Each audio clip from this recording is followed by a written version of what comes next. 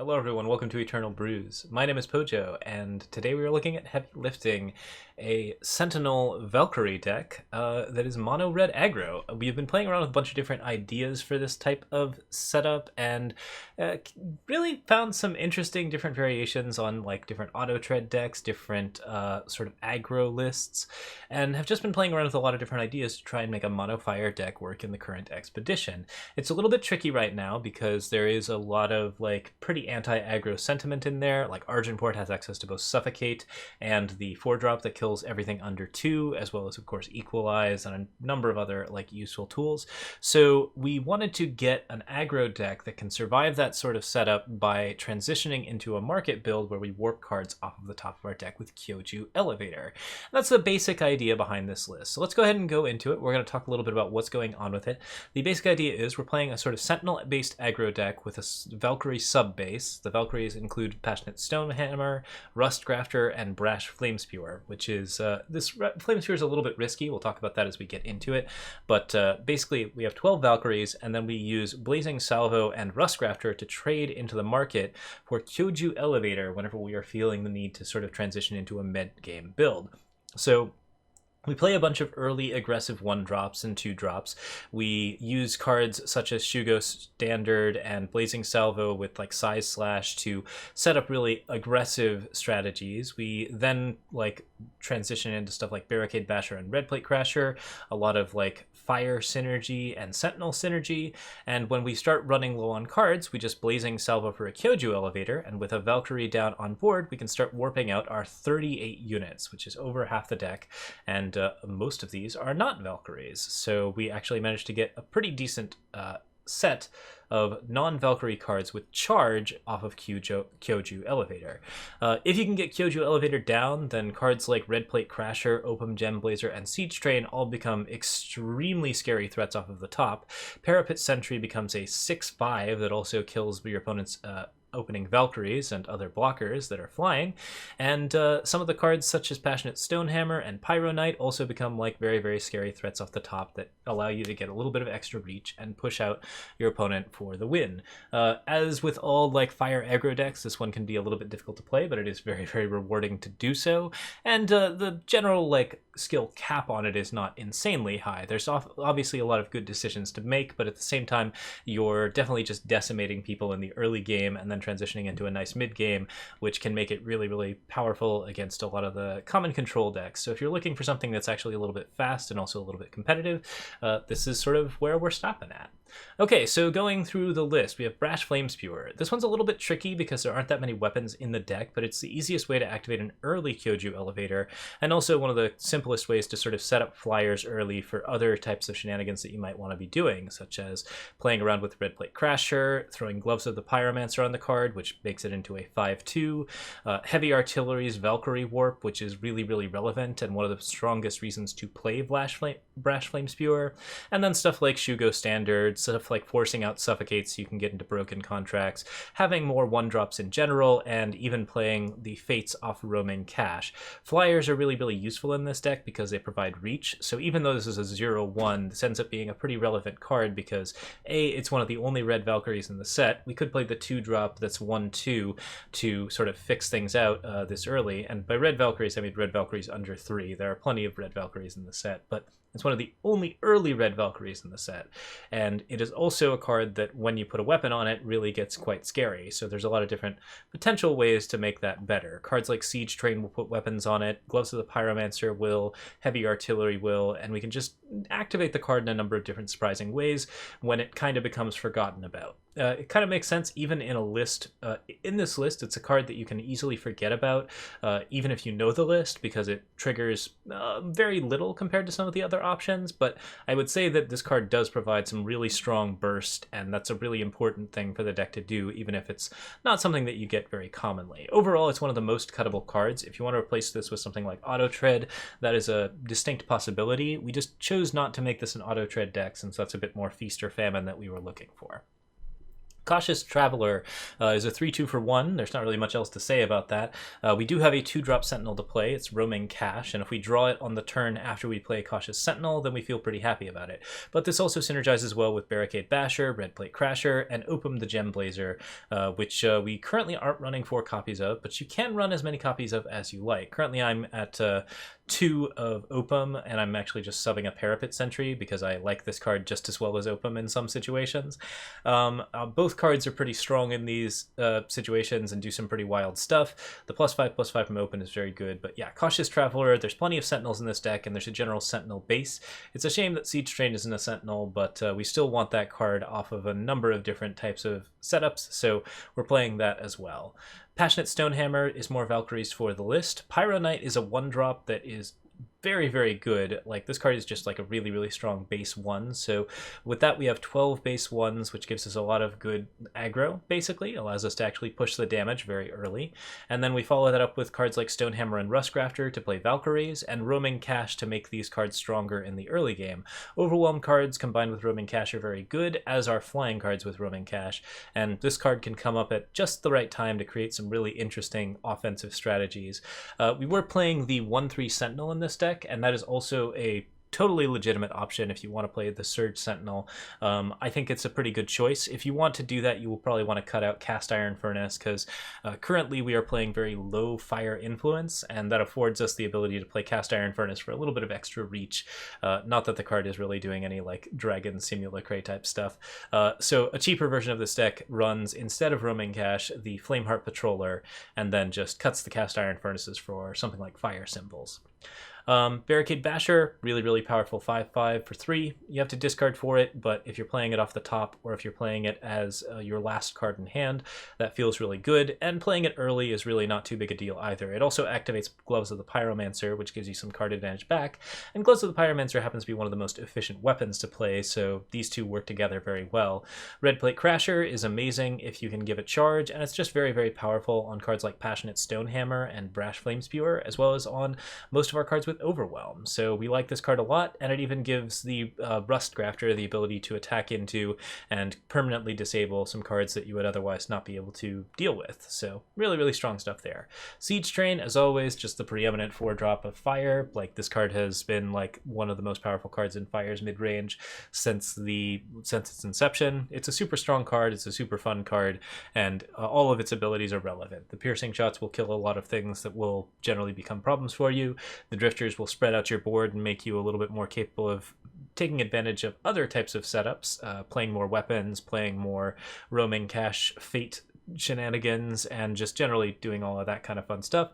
And the Embier Fury Blade will activate and improve your Valkyries, such as Passionate Stonehammer and Brash Flamespewer.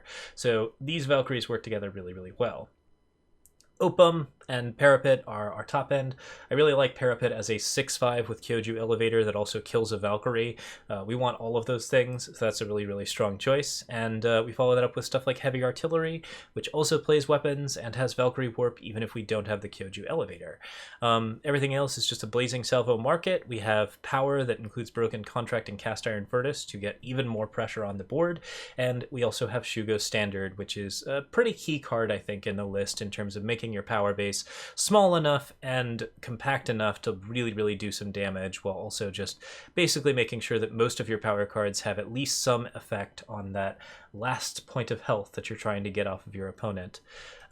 The market right now consists of a Conflagrate, a Slag, a Size Slash, a Factory Quota, and a Kyoju Elevator, all of which are good choices under certain circumstances. Keep in mind that the Size Slash may be better than the Conflagrate if you are attacking into units that are troublesome, but beyond that, like, most of this should generally explain itself. You go for Factory Quota when you need the reach and you think your opponent is unitless. You go for Kyoju Elevator when you need basically just lots and lots of cards off the top and the ability to start really generating late game threats. Like, if you think you're out of gas, Kyoju Elevator is great, and you really only go for Kyoju Elevator if you have a decent amount of Valkyries available. Slag is for any sort of Relic or Sentinel that's going to give you a lot of trouble, and Conflagrate is for just spot checking and removing problems. All of that tends to be pretty effective stuff, so we keep that all in, and all of these can be fetched as well with Rustgrafter, so solid stuff there. All right, it's a pretty straightforward deck, so we're going to play some games and show off the list, and we'll see you in the highlights. Check you then. Alright, we're up against NAF. I have a Flame Spewer, a Cautious Traveler, a Gloves of the Pyromancer. This is not an offensive hand, really, for a deck hand with a bunch of one drops, but Flame Spewer into Gloves is really great, so I think we'll go ahead and go with this. We'll just play Flame Spewer Gloves, and we'll really hope that we don't get like decayed or like suffocated too early. Something bad happens, like it'll happen. They're a fire deck, so they've got a pretty good chance of killing this before it becomes a problem. We might even see like a Blazing Salvo shenanigan or something. Crown Watch Standard. Man. I feel like that's a trap, right? I think they got a Blazing Salvo here. Let's see if they have a fast spell.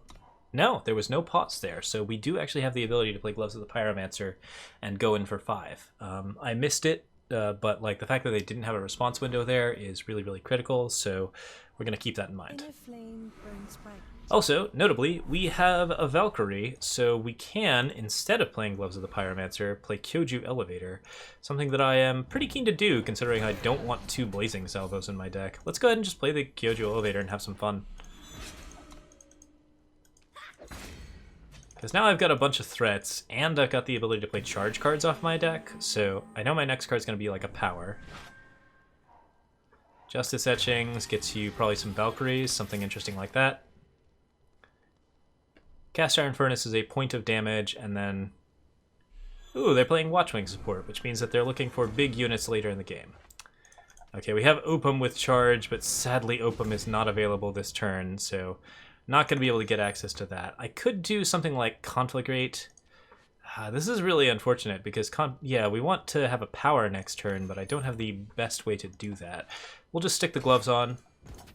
That puts a lot of eggs in our flying basket, but I think we're okay to do that.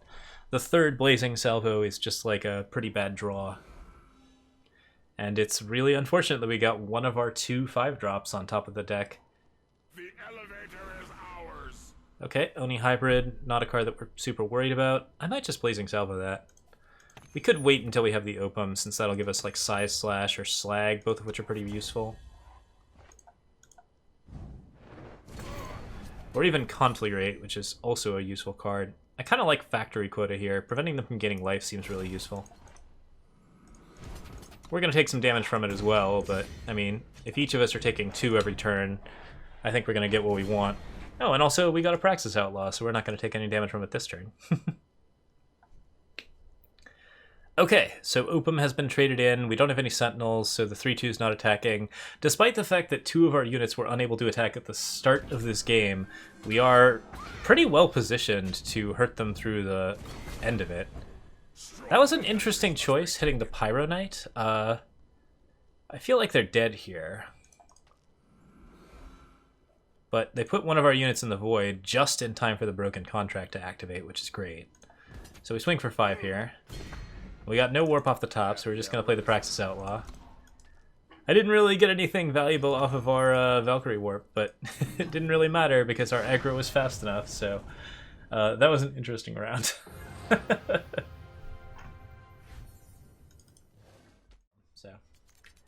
Alright, this opener's not too bad. We got Passionate Stonehammer to plunder. We got Gloves of the Pyromancer to put on Stonehammer, and Heavy Artillery is just an easy plunder, so we have a straight 3 power, we have a Barricade Basher if we want it, and we have a lot of good stuff to throw down as well, so feeling pretty good about this. I don't even necessarily need to plunder if I draw a 4th power. In fact, I could plunder my 4th power away. Currently, everything in our hand is something we want. So I'll have to be very careful about what we want to play here. Red Plate Crasher. Hammer it out. I feel like one of the 4-drops needs to go. I'm not sure if it's going to be a Crasher or a Pyromancer Gloves. We could ditch Barricade Basher since we already have something to play here on 4, and we kind of like have like a huge card advantage thing going on. That's an interesting call because if the Valkyrie dies, then we don't have anything to do on 3. I don't know how much I liked that. Oh, well, we drew another Barricade Basher, so it doesn't really matter. We'll just go ahead and go for the gloves. Probably see a Just Desserts here. Send an agent, even worse. Okay. Well, Valkyrie heavy artillery is still okay here. We have barricade basher if we need it. Our opponent's not playing any units, which actually means that we get away with some really interesting shenanigans. Namely, hit them for 5 and then hit them again for 5 when they play a unit next turn.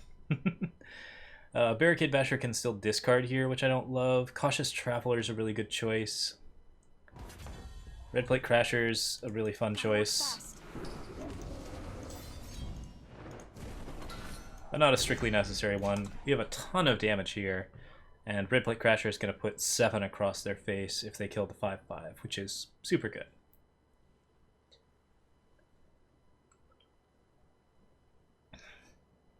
Clearly the Red Plate Crasher was the card to plunder. We have like 6 of them. But on the other hand, every Red Plate Crasher counts for a lot, so I'm not exactly hurting. Okay, get an exploit here. Yeah, the Suffocate exploit setup was part of the reason why we wanted to go for this deck.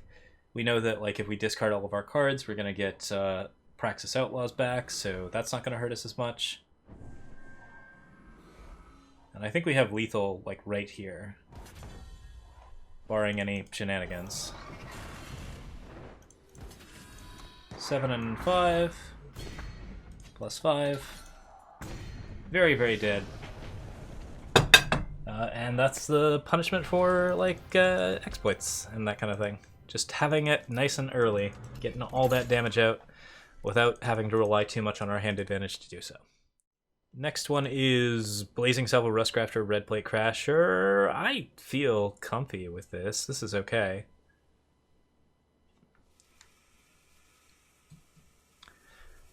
It's not amazing, but it does have access to a lot of useful cards. I think we want to keep this. We can get our Valkyrie elevator up really fast. We have Rustcrafter for the Valkyrie, which is neat as well.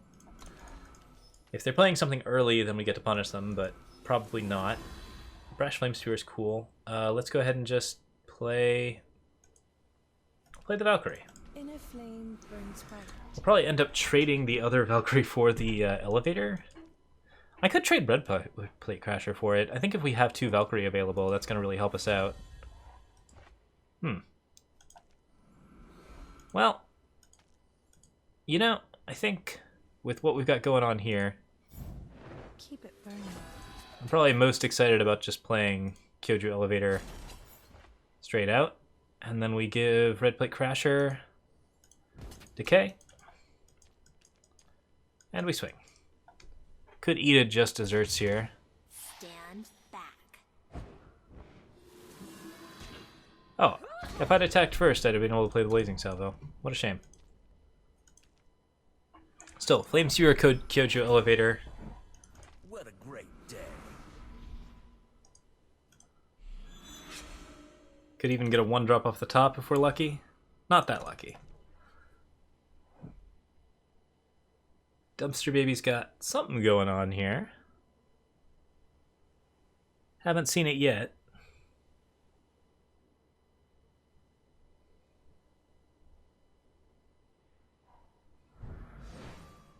Oh, killing my Kyoju elevator. Alright, we can make him pay for that. Choose a path.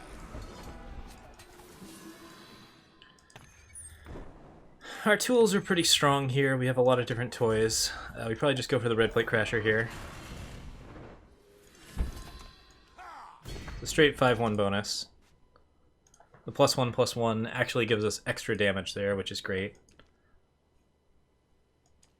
Second Crasher does a similar thing. Choose a path.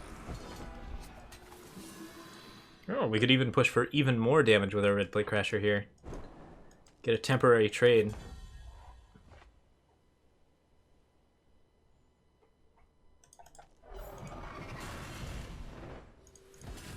I think this is fine, though.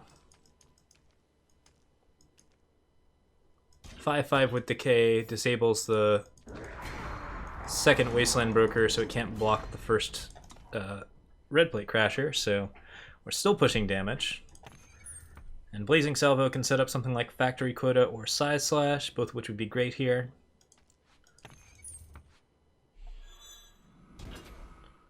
Gravity Glove amplifies for not much.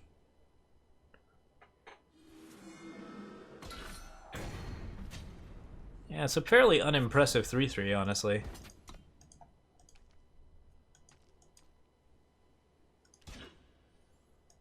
I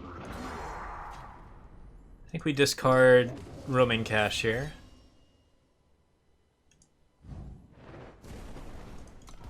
Salvo can still set us up with something.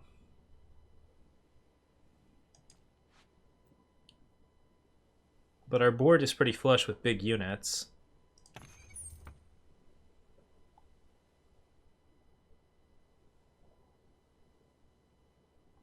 I'm excited about Factory Quota in particular. Especially since we can expect to see something like Backbreaker.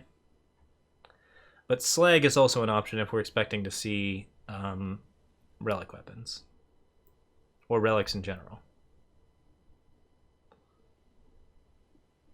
And notably, if we transmute Shugo Standard, then it will cost 2, so we can get it back out of the Blazing Salvo market.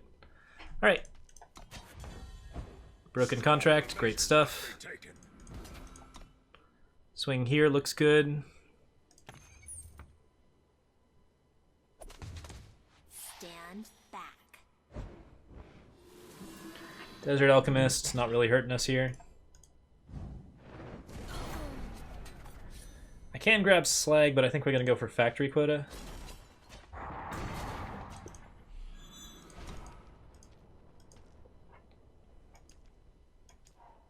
Our damage is not great. If we get, like, equalized or set up in some other way. Tovon, that's terrifying. But there's really nothing for it, we just gotta push on. We're gonna go for Piercing Shot, because every point of damage counts here. Tovon represents a blocker for us, and Piercing Shot is gonna be an answer to the blocker.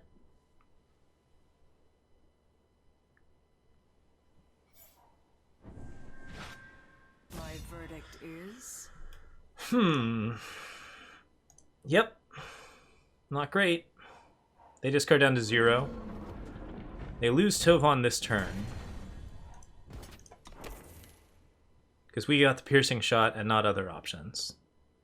I think they were betting on us going for the more powerful option off of Siege Train, which is Emberblade, but Piercing Shot is more versatile here and basically reaches for the actual value we wanted. Diana, wow, Diana provides them with everything they need, actually. They get a creature this turn, they get a life gain, and they get an armor. Oh, but they didn't get the life, so that's good. I like that. So I take 2, they hopefully take 2. Retribution. How far out is Diana from activating? It's 12, I think. Ooh. Wow, Massive Greatsword was just the worst thing for them to draw. Stronger measures must be taken. And Broken Contract was one of the best things I could draw. Got a Praxis Outlaw for free. Have that, like, actual answer to the Greatsword, which is awesome.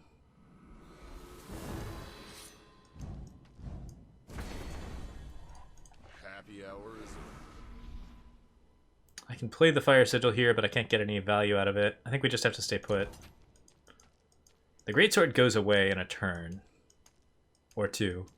It'll probably kill my Praxis Outlaw first.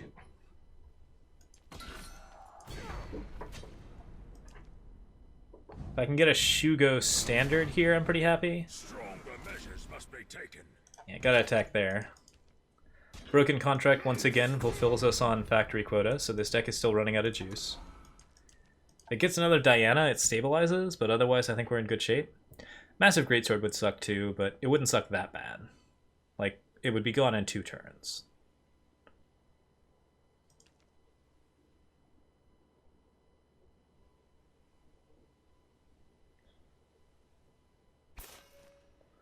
Speaking Circle is bad for me, but only if they find a way to gain life.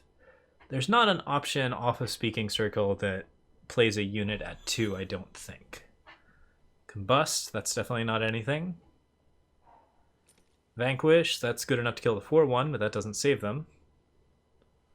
They need card draw here so they can play a unit. I think we just win. Oh no, disrupt. That will do it. Oh, but they went for the vanquish, so they die? Oh, not quite. They get to disrupt this turn, and that means they live. That's really unfortunate.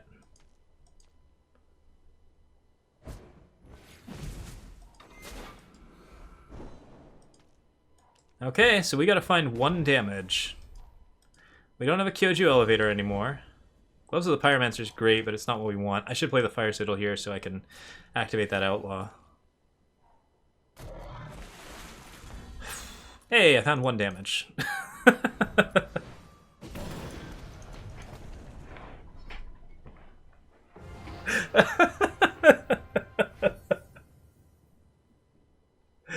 I'm so happy about that. The Cast Iron Furnaces are like the least relevant card in this deck by a long margin. But they do that, and that is the thing that they do. Little B-side list we've been working on. This is the Stone Scar version of the deck in sorts, but like basically very similar concept. We're using Auto Tread this time around to try and push out different types of decks, and then we're using Krull Zumic Occultist to recur the Auto Tread when the Auto Tread gets out of hand and then is removed by the various things that can remove Auto Tread. You know, if it gets suffocated or something like that, you need to bring it back. You can grab it with Shadowland's Guide or Krull Zumic Occultist and do something cool with it. Yeah, that's I think the basic idea. We also have Tools of Oppression. We're running the Side Slashes in the main, and we have Laser Blast access because this is a Sentinel deck, and cheap Laser Blasts is a lot of fun. This version didn't end up working out quite as well when we were playing with it, but we've made a lot of modifications since, and I think it's got some potential. So, different shells to play with. That's pretty much it for tonight as far as like the YouTube stuff goes. So to all the YouTube folks, thank you so much for watching. Feel free to like or subscribe. I am Local Pojo, and I am on Twitch, YouTube, Patreon, and Twitter if you want to support me in any of those places. Thank you so much for watching. See you next time.